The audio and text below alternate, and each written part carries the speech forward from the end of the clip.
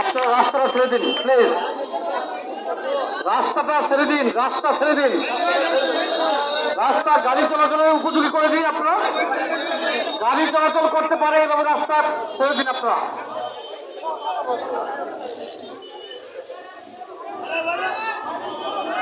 বাংলাদেশ জাতীয়তাবাদী যুবদল ময়মনসিংহ মহানগর আয়োজিত আজকের এই পথসভায় উপস্থিত রয়েছেন